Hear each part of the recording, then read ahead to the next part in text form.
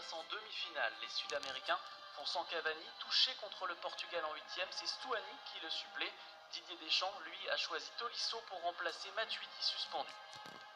Sans surprise, cette rencontre est engagée, un peu trop par moment, viril à la limite du correct. Hernandez, le Français réputé le plus rugueux, est plusieurs fois la victime de fautes uruguayennes. La première grosse occasion est pour Mbappé, héros du match face à l'Argentine avec un doublé et un pénalty provoqué. Cette fois, il saute trop tôt alors qu'il était tout seul sur cette remise de Giroud.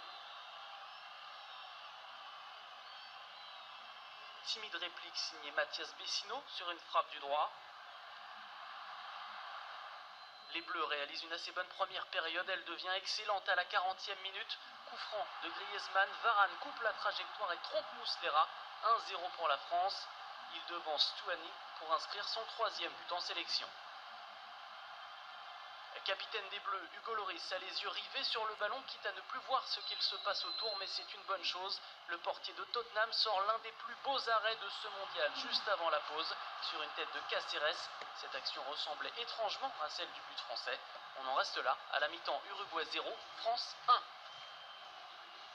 La deuxième moitié du match est beaucoup plus calme. 61e minute, Pogba avale le terrain à grandes enjambées. Il sert Tolisso qui donne à Griezmann. Le Madrilène frappe et Muslera commet une faute de main. Les Bleus font le break. 2 tirs cadrés et 2 buts. C'est le 23e en équipe de France d'Antoine Griezmann.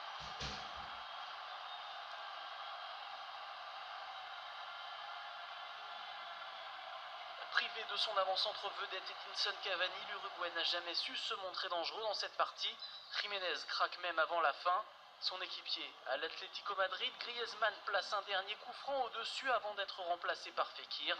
2-0, la France bat l'Uruguay pour la première fois en Coupe du Monde et s'offre un billet pour le dernier carré.